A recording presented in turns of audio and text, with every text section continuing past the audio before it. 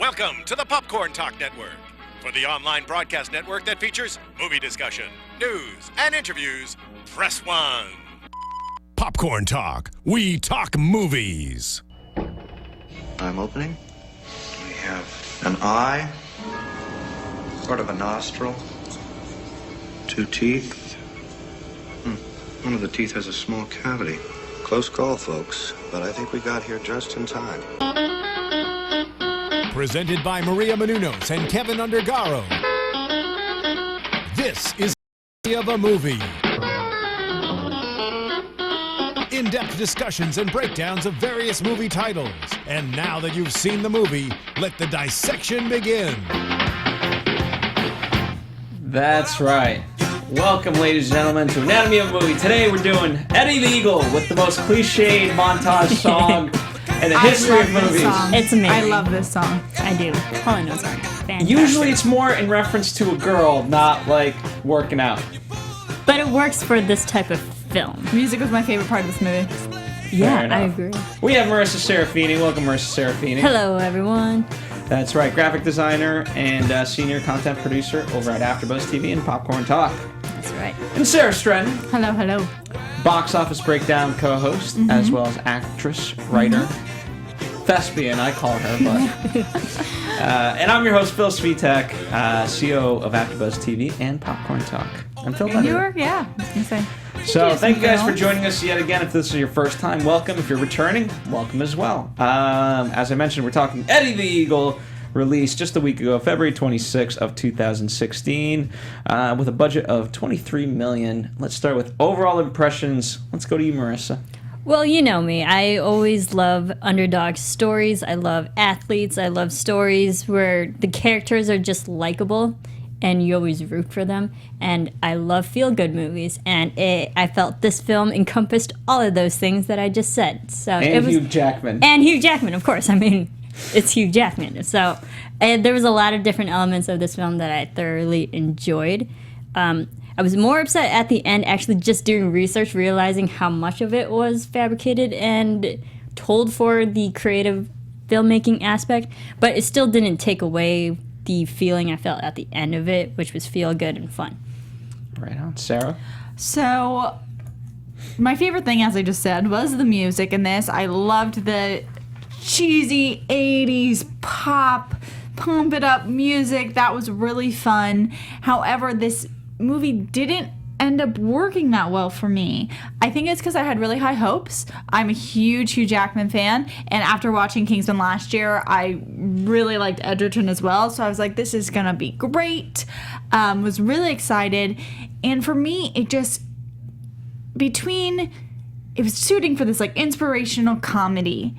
And while I thought that it kind of hit elements of both, and there were some funny parts and there were some inspirational parts, it wasn't really strong in either category. Like, it wouldn't be a standout comedy movie for me, and it's not a standout inspirational movie for me. So it kind of fell somewhere in the middle. I think also, I'm trying to think, maybe one of the most recent movies we talked about was Race.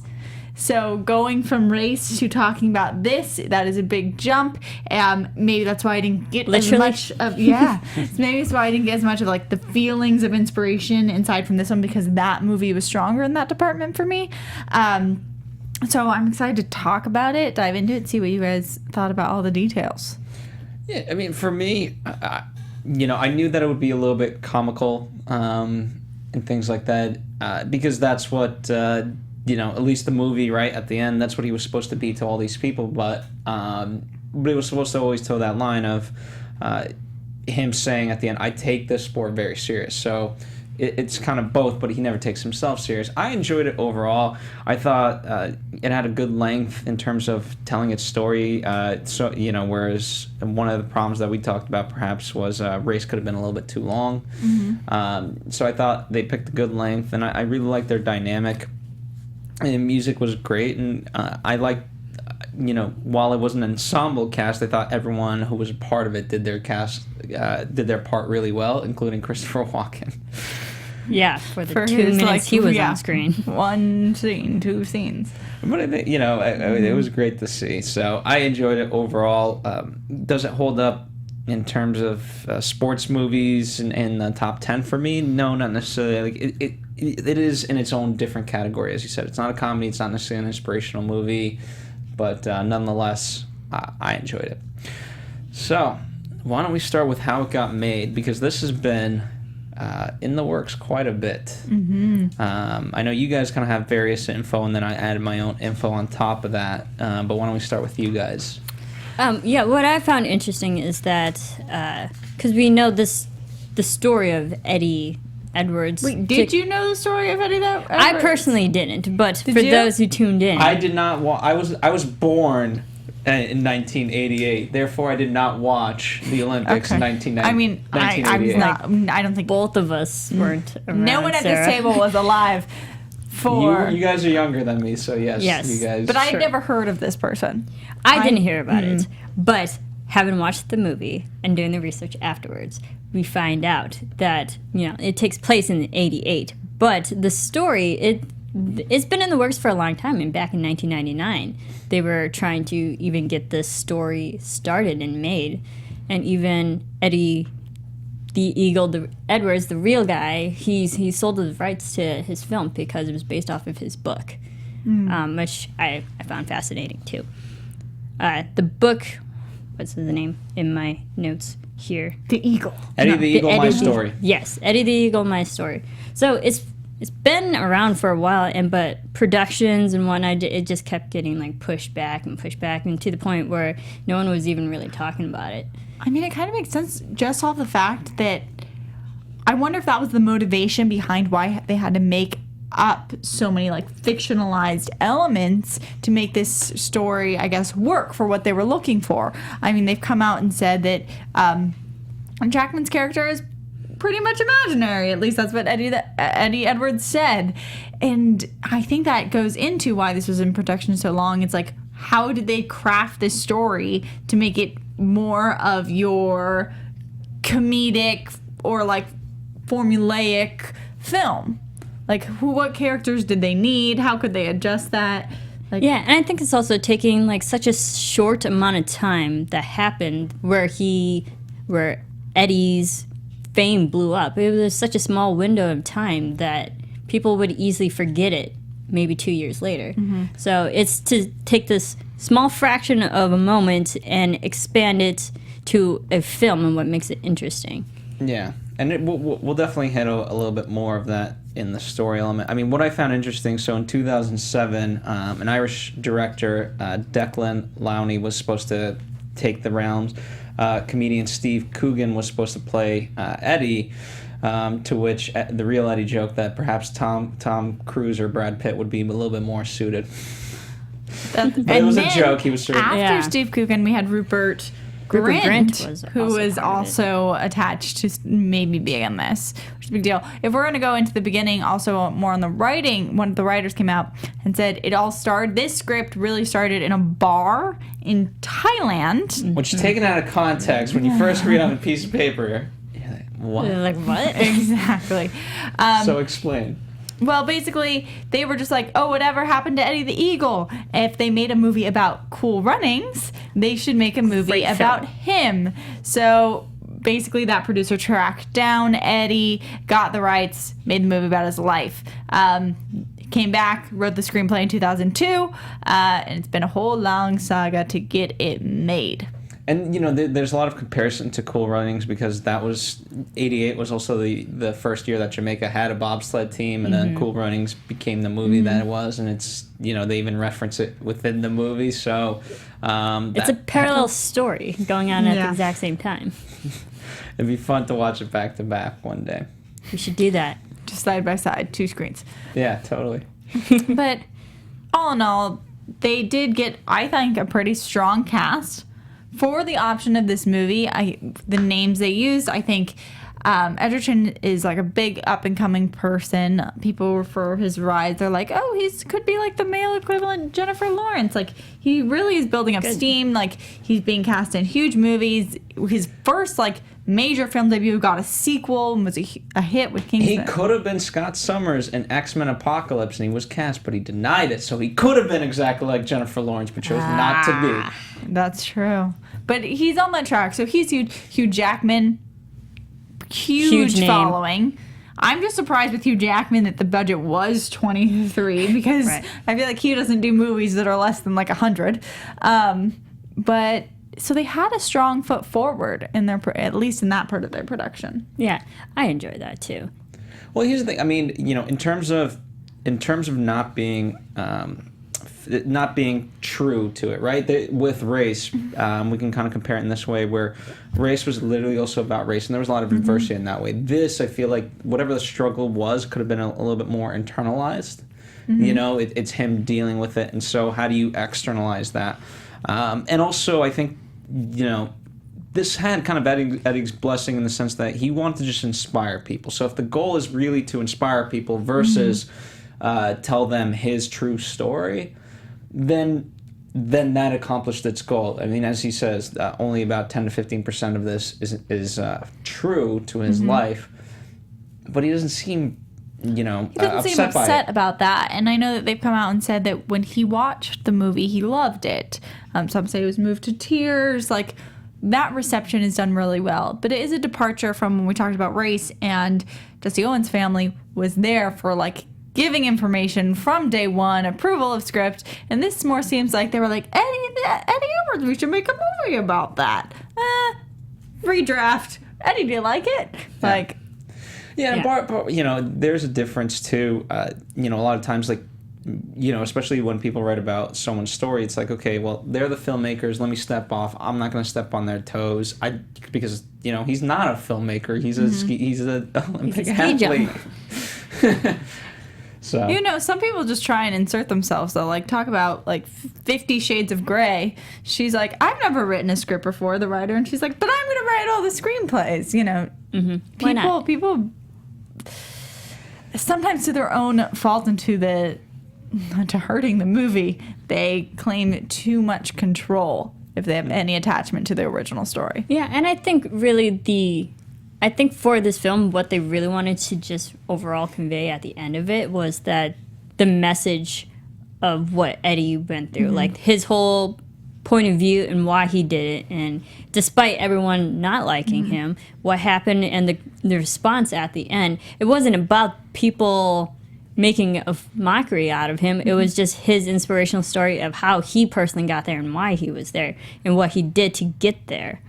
Yeah, and not only did they want to be positive, but for direction purposes, they said that they really wanted this to be a positive movie, something that was crafted in a way where there wasn't a lot of cursing, or it was just about, like, a good person, and you didn't have to have people dying or anything horrific happening. Violence. Yeah, for people to be although you had inspired and enjoy it. Violence. There was some violence. There was some nudity, but... Indeed. Well, Marisa, talk about the writing specifically. So it's Sean McCauley and Simon Kelton, who actually, back in September 2013, they put the script up on the blacklist, which was because they really believed in it. And again, it wasn't being made because it's been pushed so many times in different ways. And the blacklist it's for basically any script that's so good but just will never be made in theory. Well, the blacklist is made per year, and it's the best non-produced scripts of the year. But there's also a ranking system where each script on the blacklist does typically have a number of votes. So there is a hierarchy within the blacklist. It's not. There's a big jump where if you're seeing, like, some scripts will have like 14 votes, some will have 1. You can see some discrepancy in the quality. Or maybe the one with the 1 you're kind of like, I understand why that one wasn't made, type of issue. Yeah, so they put it up on the blacklist, and a lot of people were actually responding to it, and they even got the attention of Sony. And an English producer, Rupert McConnock, also got involved because he read the script and he really enjoyed it as well. and just it got the ball rolling because even there people were giving their feedback on the script, and it just built the script and made it stronger after all these years, which again, it was really great because it shows they've always wanted to do this, but again, how long production is and pre-production, even in just writing, scripts go through multiple drafts, and this one certainly did. Yeah, and ultimately, they split credit too between the two. One gets story credit, and then Sean gets the screenplay credit. Yeah, so it's story by, I believe. What did you think about the story they created? Do you have any things that you were really liked the turns, liked the characters? Anything that got you unexpected? I personally didn't really know about this particular story with Eddie, but watching it for the first time and kind of having a preface of what the actual story was, I had some problems with some characters and I liked certain others characters better than some. I watched it. It was almost like I just enjoyed it because it was a movie. Like even though Cool Runnings is also historic in that way. I never viewed it as such. It's just a fun movie. And so the same kind of with this. It's just a fun movie, no different than Rocky is that's a good movie, but it's not necessarily real. Yeah. Honestly, that didn't, in my enjoyment of it, didn't factor it. And, one of the things I wanted to kind of talk to you, like it took on many of the tropes that sports movies do, right? We thought a coach and a mentor. Who's completely fictitious just for that reason. Yep. A montage. You also had a coach, though, was like very against being a coach for a long point in the movie. Instead of the normal where you see a coach being like, you can be better. Let me craft you. And the athlete's like, I don't want to do this. Yeah, that's D1 The Mighty Ducks. D1 The Mighty Ducks. Gordon Bombay doesn't want to coach the Ducks. The reluctant hero, that in is a way. True. You do have that is a good example. See, but I liked it. It's not still, even though I don't think that's the most common example or the most common stereotype you get of a coach relationship. I'm gonna think of two more by the end of the podcast. Okay. To me, it didn't feel like the stereotype. Okay. The drunkenness felt like a little bit of a stereotype. The drunkenness, washed up, just person in general was one of the things that really bothered me with character development. And I love Hugh Jackman. We'll get into that when we get to him. But yeah, that was one of my character problems. Well, what didn't make it work? Just in that, I think it worked because they used it as, it wasn't just a throwaway and of like, oh, he's just a drunk. But it was used in comparison to Eddie drinking the milk, and then at the end, Eddie drinks his milk, and of course, Hugh Jackman drinks his milk, and he's like, they have two different reactions. So it they made a joke at the end of it, which was the bow on top, and made it work. But was the joke big enough at the end? To You're like, deserve that okay. I laughed.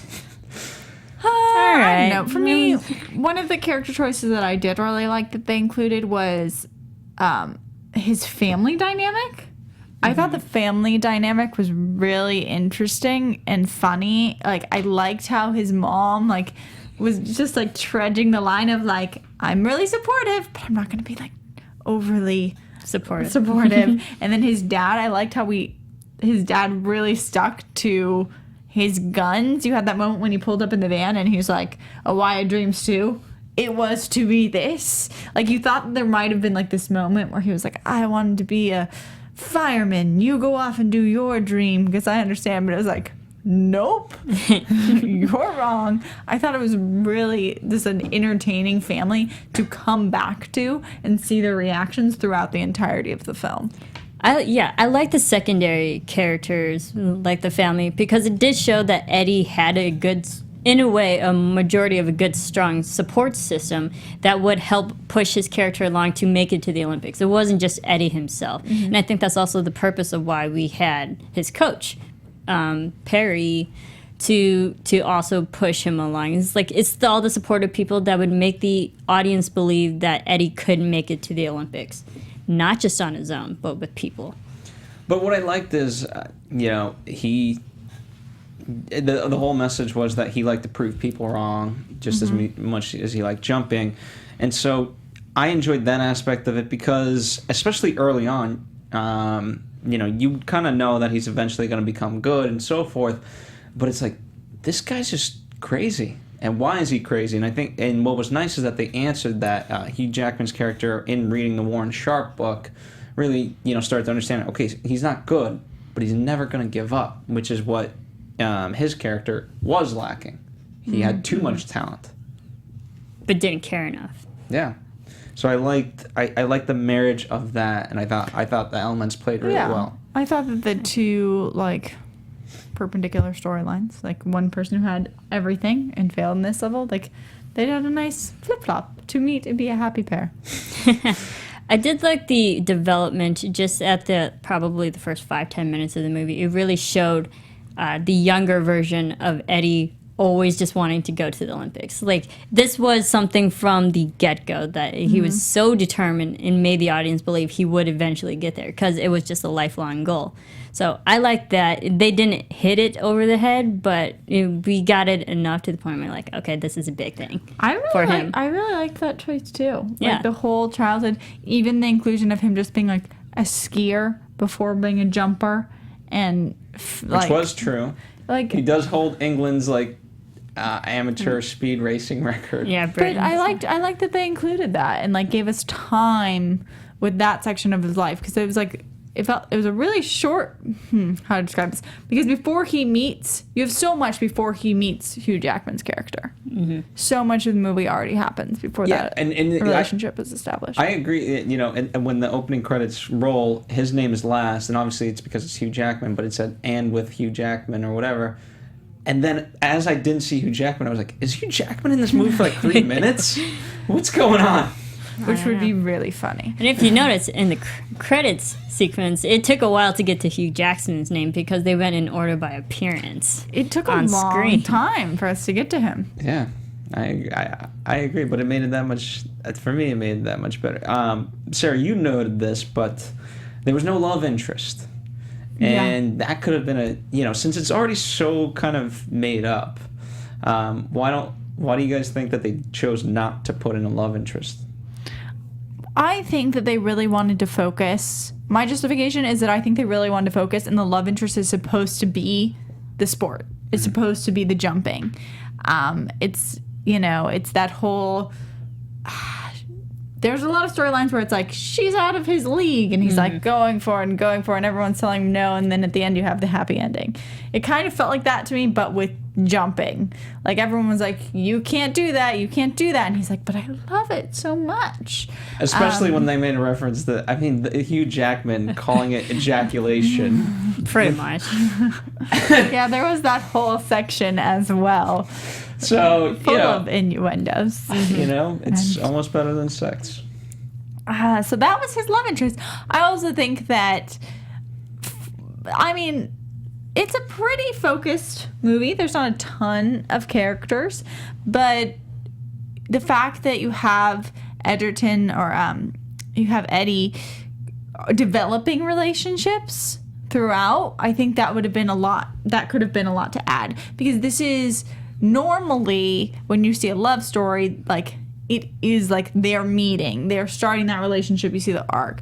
But he had to do that already he had to meet everyone on the Olympic team. He had to meet everyone who was involved with the Olympics. He had to meet Hugh Jackman's character. He had to meet the woman who owned the bar. Mm-hmm. Like, who wanted to sleep with him. That was a little weird. That was weird. There's already so many, like, introductions happening. Like, he's already out of his home, out of his element. I don't think it might have had to be adjusted if you also want to introduce a girl into that mix. Right, and also I think, going back to your point saying that his love was the sport, it's also, again, if this is based on a real story, was he even seeing someone? Did he have a significant... He had no money to do anything. Well, it's like, did he have a significant other at that point in his life? I don't think so. Definitely according to the research. So I don't think... If you added a woman to maybe add to a love story, I don't think it would have added anything to the actual story of what happened. I think you could have given Hugh Jackman more of a love story. Maybe. Sure. God knows how that would have went. You didn't see him and the bartender getting together? Maybe they did. Maybe they cut out that storyline. Who knows?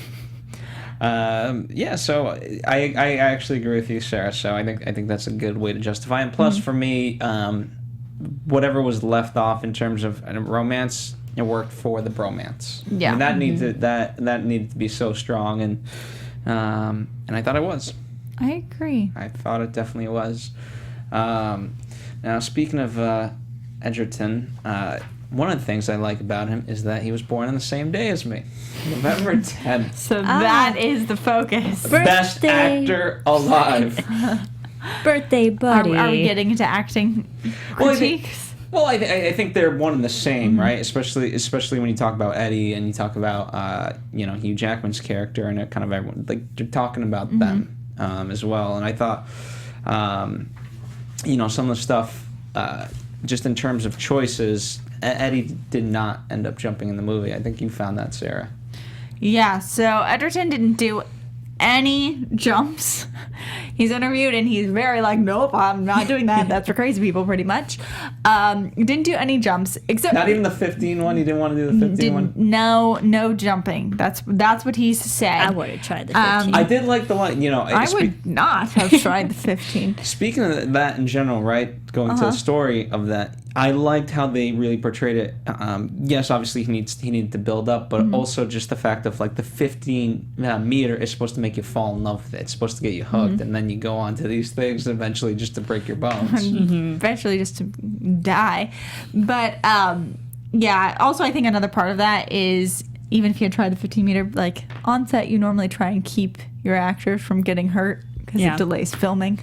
But they did do the most he ever did is they did sit at the top of jumps. He did have to go down one. I think he went about like either 10 feet or 10 meters down before a net caught him. Yeah. So he never actually went off the jump. He just got caught. But like when you see them like bouncing on the exercise balls or on like the straps, that was real. He but no jumping. None.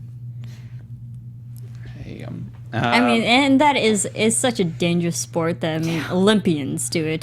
The highest athletes and the most, in shape athletes do it, not actors.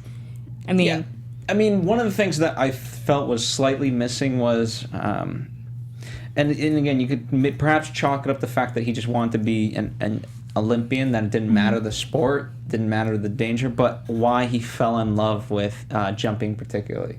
Because he saw one good jump, and then then clearly they just throw in like all these bad, falls and things like that, and so you understood those, but never registered for me as a viewer of, okay, despite that, I love this sport. To me, at that point in time, as I was watching, it was more about, well, it's just an opportunity to be an Olympian. I thought the same way. Yeah, I thought that was pretty much the message. Like, I want to be an Olympian. As for Egerton's performance, this was an iffy one for me. I liked him so much more in Kingsman. In this, it wasn't that it was just hit and miss from scene to scene, where some scenes I felt like very invested, and some scenes I felt like I was putting on a character, and like the believability shifted for both him and a little bit for Hugh Jackman for me. As I said before, Hugh Jackman reminded me of a friend of mine in this movie, so I think that could be part of it. But that's a good-looking friend. They just had some of the same mannerisms, and I couldn't get it out of my head. It pulled me out of the film. But yeah, the scenes were in and out of like sketch to comedy to drama, and I was like, I this isn't computing as completely real, I guess. In my mind, I enjoyed Taron in this film because we talked about the Kingsman's film, and I really enjoyed him in that film, and he played such a hard, strong, headstrong guy in that film, and then to see him on the flip side be a sensitive person, people don't really like him. I really liked how he just embodied the character, and he had different hair color, and physically he even took on the role with the predominant underbite.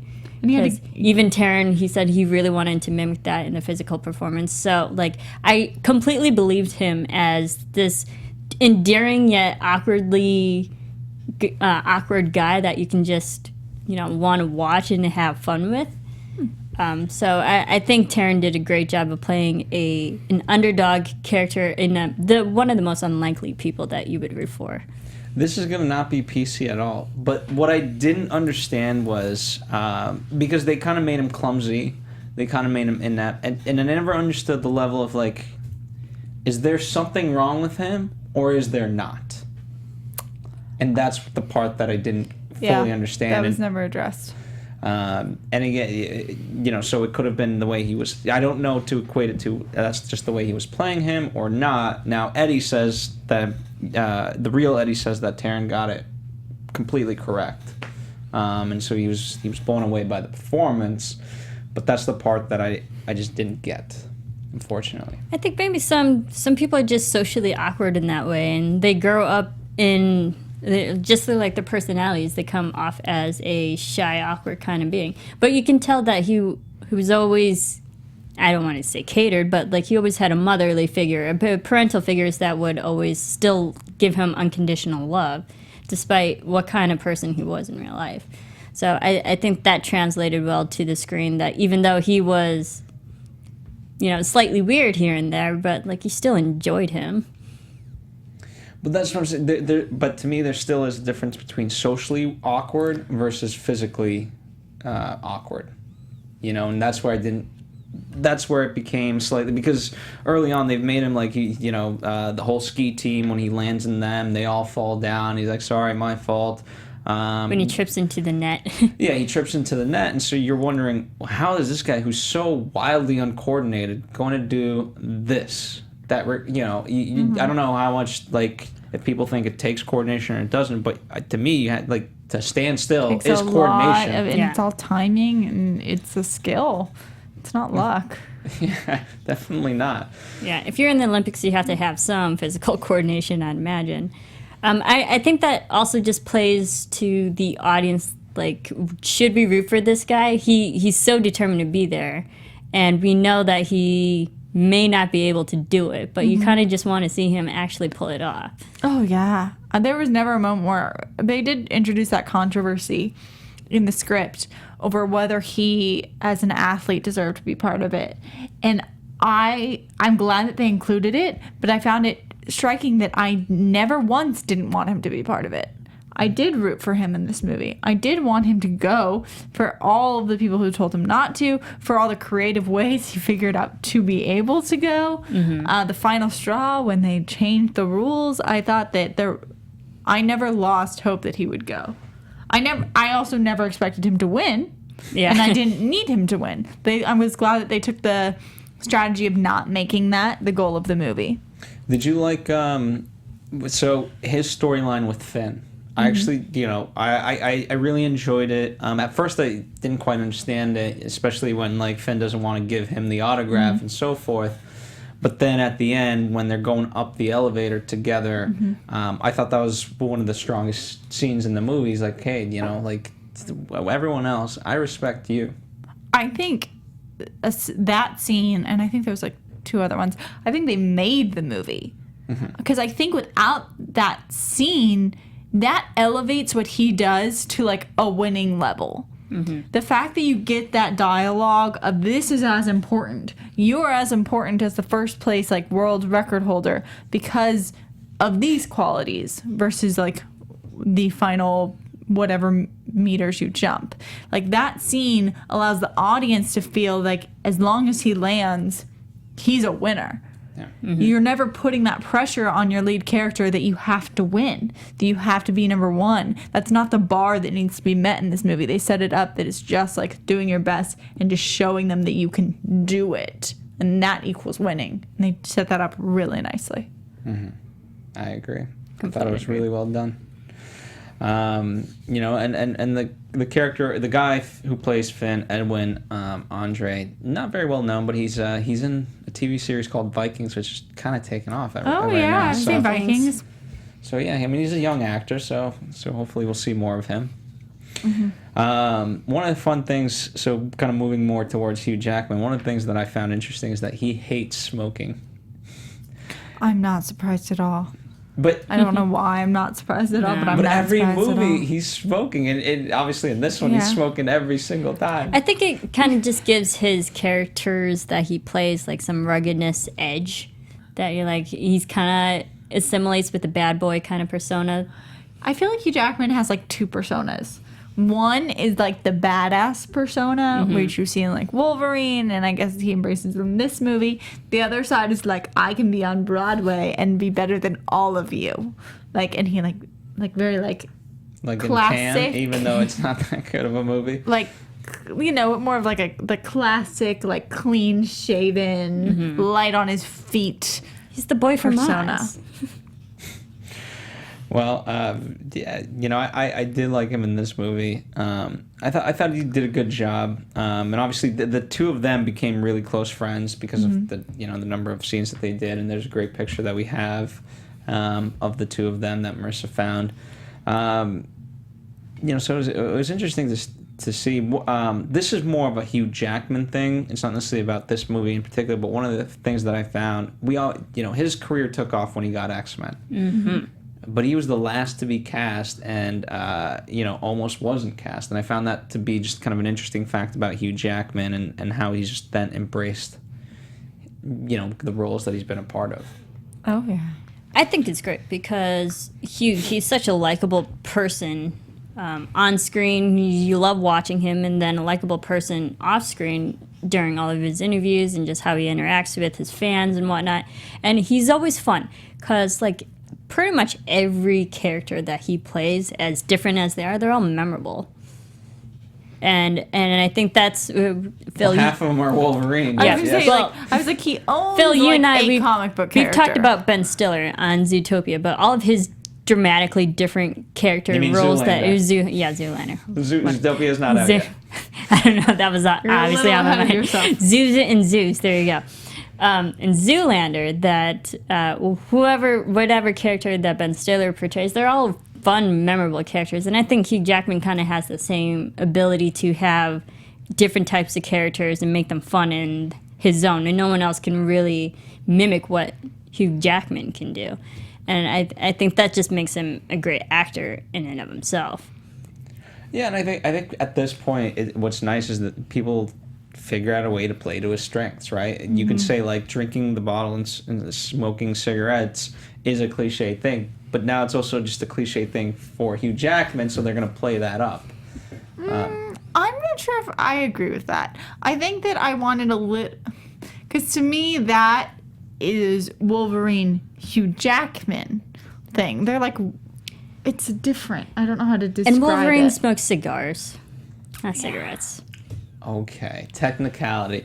But I did like, True. I think all the things that they picked for him were good. Just even being not cold, right? How he always just came out in his shirt, right? And never needing that jacket. And then eventually when it is cold in Canada. Yeah. I kind of like that because it also just showed his character that he really just doesn't care. He's in it. He has abilities and talent, but he really didn't care because he was just there. Well, the things that they chose for him to really care about, I thought worked really well because when Warren Sharp has those moments, and especially towards the end, that TV moment, he says, he was my biggest failure. That the fact that it hurt him so much, and the way Hugh Jackman played it, I thought was really well done. And to an extent, I was also wondering how far they would go with this because you could see, like, it was enough that, he kind of proved Warren Sharp wrong in his own right. And I was wondering if they would have Warren come in. The fact that they did, I personally wanted to see. I'm sure if John Comfort was here, he'd be like, you didn't need it. Yeah. But I loved it. I kind of needed it. Once I saw his picture on the book, I was like, he has to be in this movie. He's going to be in this movie by the end. Well, it's also Christopher Walken. Or else it's just hilarious that they use his photo and don't put him in there. But to that point, I liked how they kept playing that storyline throughout the whole film, and then we did get that resolution moment at the end. For me, though, I felt like it wasn't enough. It's like they hugged it out, and that was it. Congratulations, done. I didn't think there was a big enough moment for me to feel, okay, it's like, okay, Bronson is redeemed in a way. I didn't really care about he that got win. forgiveness from his Didn't really coach. care. It wasn't big enough for me. You know what? I mean, I didn't want it to be. If it was any bigger than what it was, I would have been like, nah, too cheesy. Okay. I don't know. That's just me. That's just. But I thought that again, Hugh Jackman did it well, and I actually appreciated in terms of where they went, him kind of. This is a part of the movie that you kind of have to agree with or disagree, which is pretty interesting. The whole fact, should he go to the '88 Olympics or hold off? And I want to get you guys' take on it because I thought Bronson's character, that was a correct perspective,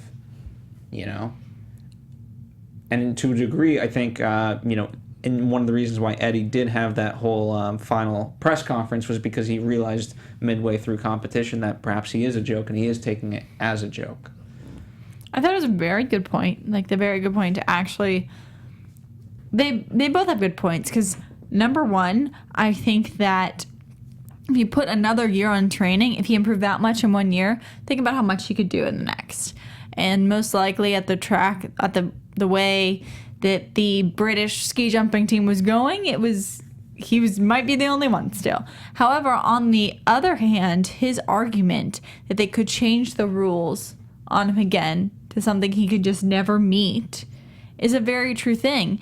And as much as we say, oh, you could improve, we don't know how much that bar is. We don't know how much. Like, it is a sport of skill and practice and talent. And he proved that he has the... Couple of those. Yeah. Practice. He has just enough. And, willingness to get hurt. But who knows if that would have really brought him any more glory the next year. And how this played out, I think he succeeded. So... Yeah. They made a movie about him. Yeah. There you go. The one thing it did really like what Bronson did add to it, because we had Eddie, who's never been to the Olympics. He has an idea of what it is, but again, essentially he's just new to the whole world of the Olympics. And we had someone who was part of that world, knows what he's going in for. So I liked how he brought the knowledge and pretty much warned Eddie and warn the audience, this is what you're going into. Are you really prepared for that? You're not prepared physically, but are you prepared mentally as well? So I think that was what Bronson really added to that story. Yeah, and he said, when he tells Hugh Jackman he'd rather go and do this rather than be a drunken coward. I thought that was a strong line, and obviously maybe that's what made him switch to milk eventually. Yeah. That was a great moment, because that hit hard. We were like, oh, snap. And that's why, again, even though these things, the drinking was cliche, they spoke to it. So I like that it wasn't just like, oh, let's just give him this to do just because we've seen it in every other movie. I thought that was nice. You spoke of the mother. I thought she did a really good job. I love the mother. I loved how sweet she was and how consistent she was throughout, because even as a young boy, she always showed support, giving him the tin can, be like, this is where you put your medals in. To his even broken glasses. Yeah, and his I broken thought that glasses. was going to come back again. Yeah, and that even came back to when he actually did make it to the Olympics. It's like, oh, hey, here it is. So she was consistent throughout the whole film, and I loved how she was always going against the husband. And again, just being that strong foundation that Eddie had and support system that he needed. Absolutely. Is there any other performance that really stood out to you, in particular storyline that you guys want to discuss before we move on to the real I liked the ending? Norwegian muscular naked team. Yeah, well, I won't ask why. They were funny. Okay. Well, that's the reason, isn't it?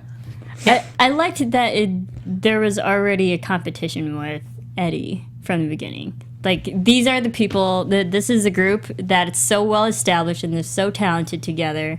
Are you really at that high accolade of what they are? Obviously, no. This is what you need to be in the Olympics. Well, what I like, number one, we've seen that be a trope of these types of movies. But what I also liked, again, going back to the Flying Finn and him, they were loners for the most part. One's at the top of his field, one's at the bottom. But nonetheless, the more success you get, the lonelier it can be. But number one, because you have to block out all the noise and just focus on what you're doing. And those guys, they were training, things like that. But, they were also drinking heavily. They were, you could see that, again, it's not to say that friendship is bad. It's just in this, perhaps it could have been a hindrance. And we hear that a lot in sports. And it wasn't just, the Norwegian team. It was his own team. The other British Olympians who got him drunk and who were already rooting against their own teammates and whatnot. Although I did like the shot lineup of the Olympic, the colors. The Olympic sign. The colors. Yes. The Olympic logo in shot form. Yes. I thought that could be a great college drinking game. I would have been. But again, it just showed there was so many people already against Eddie. Yeah. So there we have it. So let's move on to the real Eddie, and Zach in the booth, if you will, cue up. There's a video that we have of the real Eddie, and of course the language is not English. So as we watch it, we'll watch that. And just like with race, what's nice about it is that it's really quick. It's so short. But what was your as you guys did your research? What was the kind of more standout thing that you guys learned about Eddie versus what perhaps you saw in the movie? I was just more surprised because we got a sense of it in the film that people weren't really taking well to him and not after his jumps. And I was just surprised, all the actual newspaper clippings and articles that were actually published against Eddie, and just people's strong opinions of he shouldn't be there, I found surprisingly shocking. Well, it is shocking because that's not the creed of the Olympics. Exactly. It's not sportsmanlike. It's not... the Olympics is about bringing people together and honoring people who have talent and putting them on a pedestal to actually, praise them in a way and just acknowledge their talent. And this was, completely not sportsmanlike. And with race in this is the second movie that we've seen the Olympic creed be kind of mentioned. I should have remembered it by now, but I haven't. But it's about the participation of it. Mm-hmm. And I thought that was good. It's not about winning. It's about the right to compete or something. Mm-hmm. But anyway, here we go. Let's play the video of Eddie the Eagle, the real Eddie. Eddie The Eagle Edwards från Storbritannien. Antihjälte som slog alla olympiska rekord i just den branschen. Han var med olympiska mått ovanligt sist. I like the pink goggles. Som han generöst dubblat hans poängsumma. I like how they got a lot of the cinematography, the same in terms of the angles and things like that, I thought it was interesting. Did you notice that on the jump it didn't seem to have the tracks? On this one? Yeah. But yay! In the movie we saw, there was always it seemed like there was tracks that kept your skis in. And in this movie it didn't really look like there were tracks. It looked more like just a flat, a very steep, wide slope. Mm. Well, to be fair, I don't know. Every time I've seen a ski jump, I've never noticed there to be tracks. I always just thought that it was just... Maybe they're not. Maybe it was just in the practice ones? I don't know. Well, I don't know. Fortunately, I watched a lot of the Winter Olympics. I'm a big Olympic fan. So when they, when they show it in the actual Winter Olympics, there are pre-made tracks to keep people literally in a straight line while they go down. Maybe that particular video and that shot, again, the video quality is not as best and up to date as we have it now. So I believe it's there. One of the most interesting facts that I found wasn't as much about Eddie, but I just thought it was really totally random fact, was they interviewed some people about actual ski jumping and how that was portrayed in the film. Mm-hmm. And I thought it was interesting that the Flying Finn was one of the professionals in real life that was known for his skis being wedged in a V as he took off. The V formation. Yes, as we saw in that picture, is how the back tips are together while the front tips are angled out before landing. So as you fly, your skis are in like a V. However, during the actual 1988 Olympics, every competitor back then was jumping in a parallel fashion, so their skis looked just like an 11. But when filming this, they couldn't find people who were good enough to change their method of jumping, because now V is more common, to the 11. So they all were still doing Vs, but that was something that the flying Finn was just known for. Interesting. Back in that time. Yeah, I can imagine that'd be like, Just anyway. like change of sport, like Change of technique sport. Changes and evolves so people can better. And it's just funny that like footwear sport has, to me is the most progressive. Like seeing footwear of any sport from like the 1920s to now. Yeah, completely. I would not want to play in like boots. No, I found that interesting too, because I remember reading that, and but that really didn't take it away from the actual performances and the jumps. So I just thought it was interesting because I feel like in the marketing, it's such an iconic picture. Like that's what you think of as the skis, and to think that that's a picture because the sport has developed in such a way and changed that's not even accurate was really interesting to me. Mm-hmm. I agree. Eddie, by the way, I want to kind of still watch more and more stuff with the real Eddie, but he's just a fascinating person. I mean, he's just he came out with a book. He's done songs. About his life, right? Yeah. About him. He called it, he did like a Finnish song, which he doesn't speak Finnish. He just sets his mind to things and does them. Bravo. But it's funny because he doesn't speak Finnish. So he just did, the song translated is called My Name Is E2. Maybe he has a huge fan base in Finland. Him and flying Finn. Maybe. Who knows? And then what was interesting in 2011, he went to Slovenia with his family because the mother and the father never really watched him actually jump. Which I thought the movie portrayed obviously really well. They were just so distanced away from him as he was going off and doing this that he just did a jump in Slovenia in 2011 for the first time in a long time, and made a promotional video called Eddie Lands in Slovenia. Very strange. Very on the nose. He just I like him because he's just having fun with life. Yeah. So I liked him because he has a genuine personality.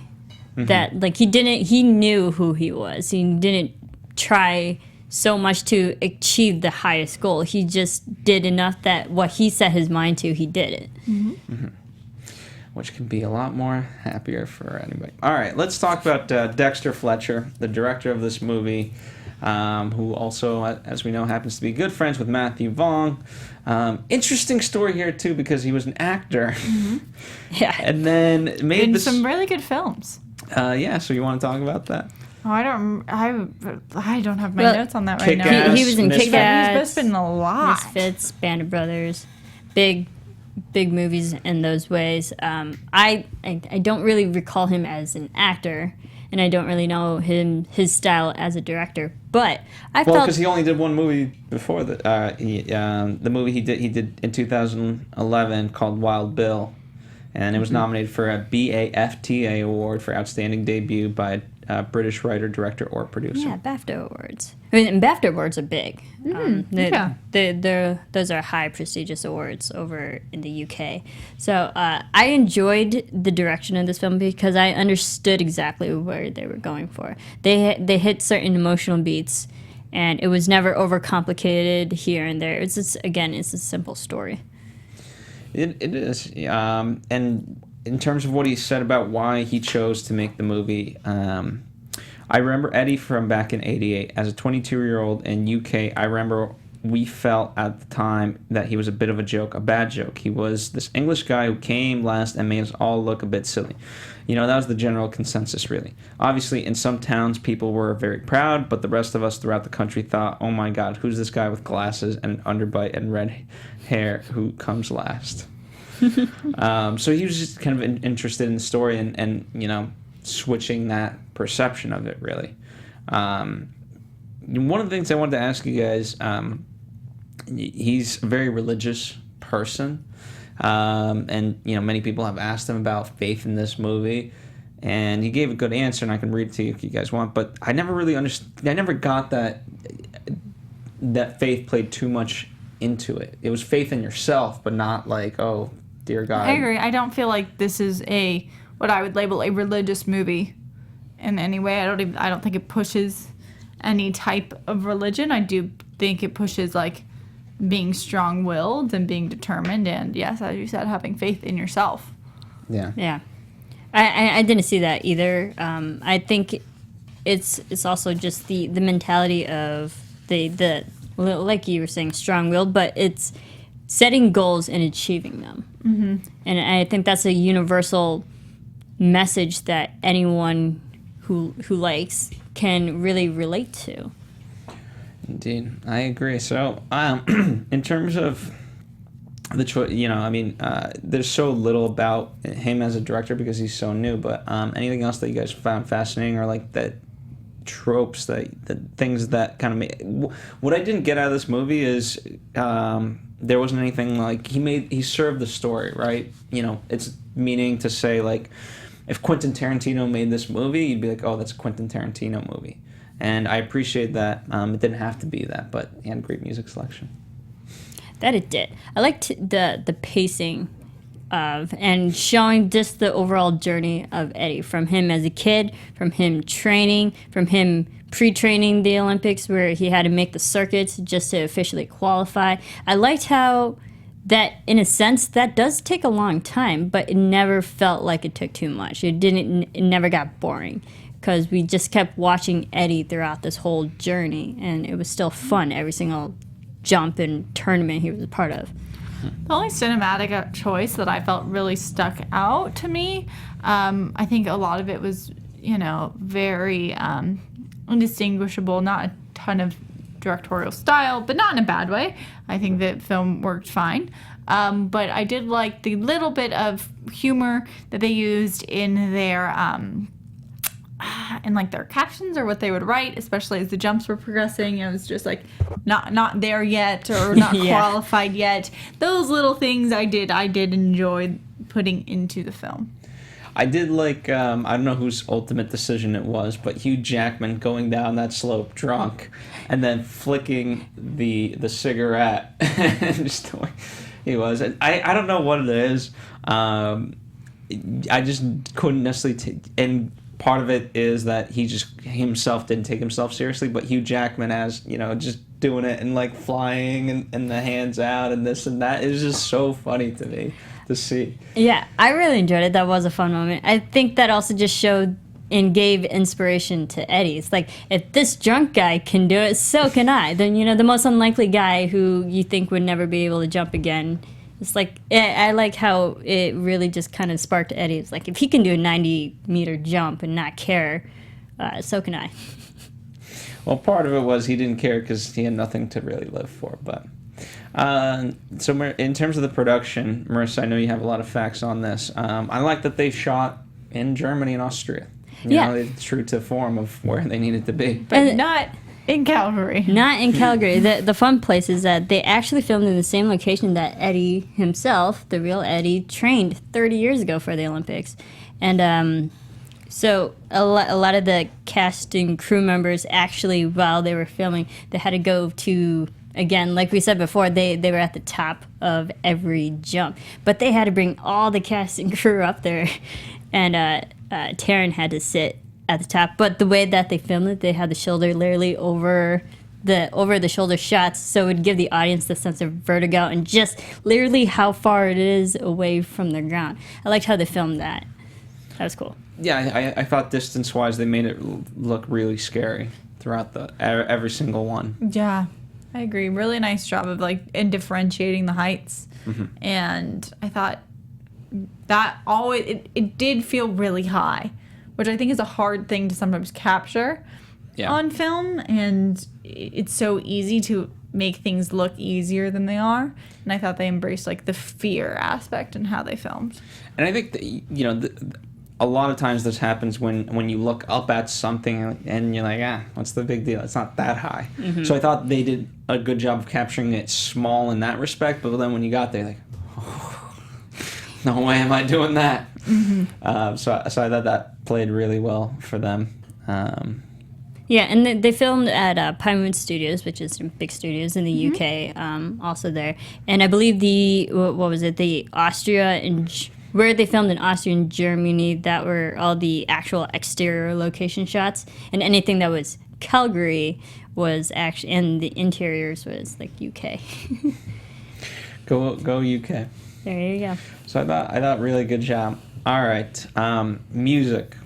Best part of the movie. Fun. Just great. I loved it when so 80s. Yeah, so 80s, especially when he was commuting back and forth between the circuits and going to different countries. It was all 80s music, and I loved it. I just like, yes, we're gonna do some like jazzercise, and like it was. I didn't even care who was singing it. I was like, I don't think I recognize any of these songs, but I recognize the feeling of these songs, and I thought that it really improved this movie for me. What song stood out to you the most?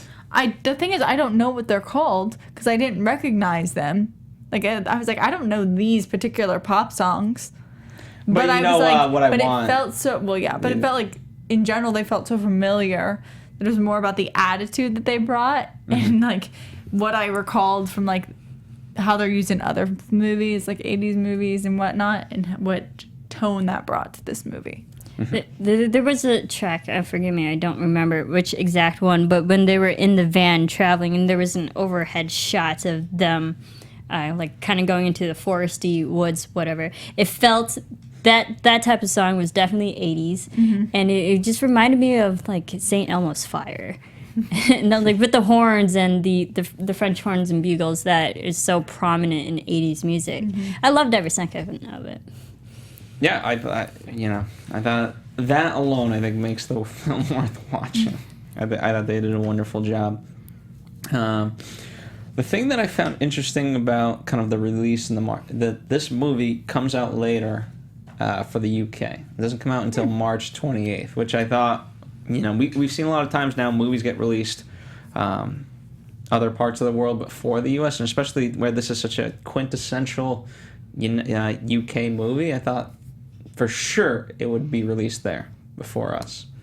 Yeah, but I mean, I understand that idea, but you got to remember the Winter Olympics. If the Winter Olympics were on this year in 2016, it would be playing right now in February. Yeah, but they knew that it wasn't going to be the Winter. My problem is this movie and Race both didn't utilize like an Olympic release or Olympic marketing.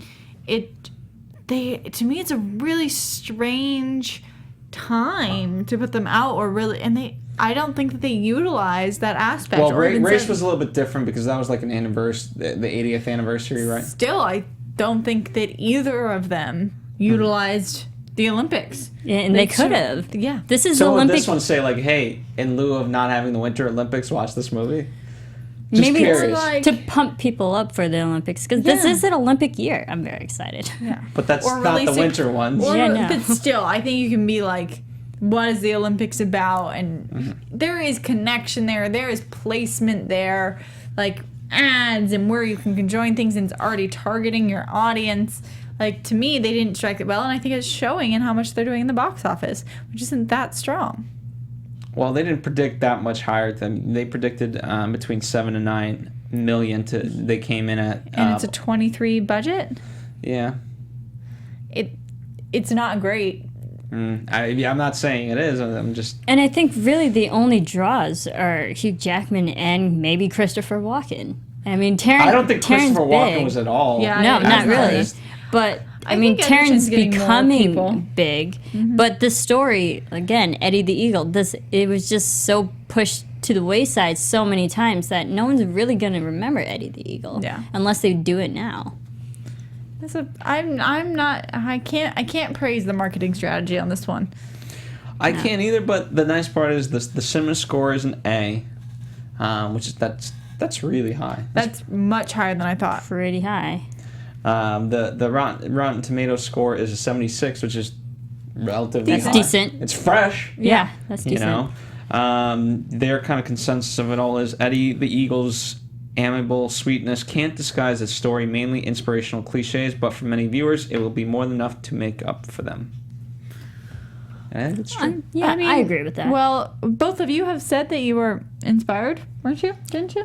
Not the jump, but, No. something. It's, So 2 out of 3. overcoming people who are so against you and proving them wrong. I applaud that. Yeah. And, if it was my fully feel-good movie, there would have been a middle finger somewhere there.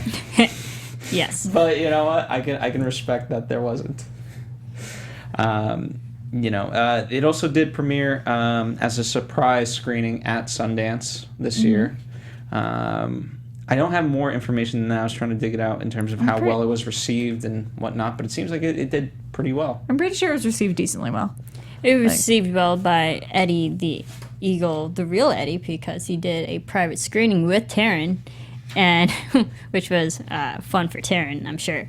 But at the end of it, the real Eddie was crying out of happiness. So if you get the approval of the guy you made the movie about, can you call it a good movie? Yeah, call it a day. Yeah. So, all right.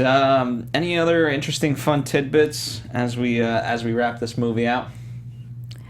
Well, we quickly mentioned that we 3 here on the panel didn't know, but of this story, but Hugh Jackman did, because I guess Eddie the Eagle was like a folk hero story that he remembered growing up with, and even the director Fletcher remembered who Eddie was back in '88 when he was 22, and he remembered Eddie. So it's something that I don't want to say older generation, but those who were around back then, Eddie did make a mark for a short amount of time, and people remembered him.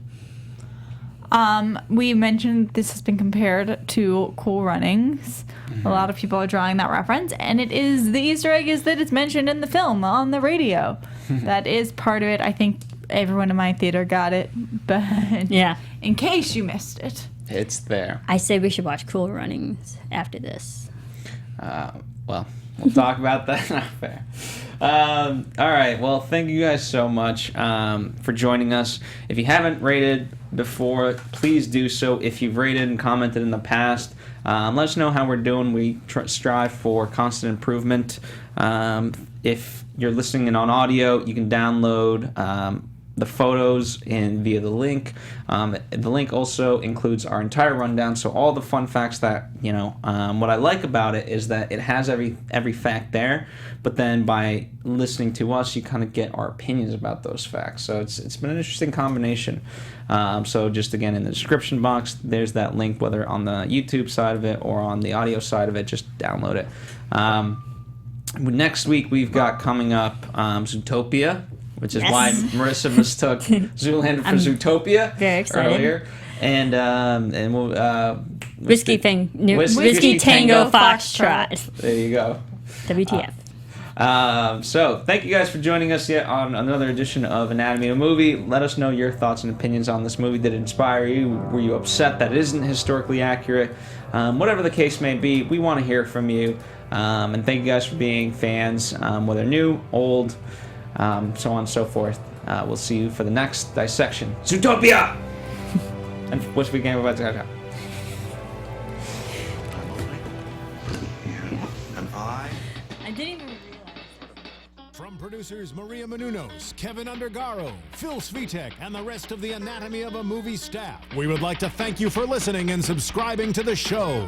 If you have any questions or comments, feel free to email or tweet us. I'm Sir Richard Wentworth, and this has been Anatomy of a Movie.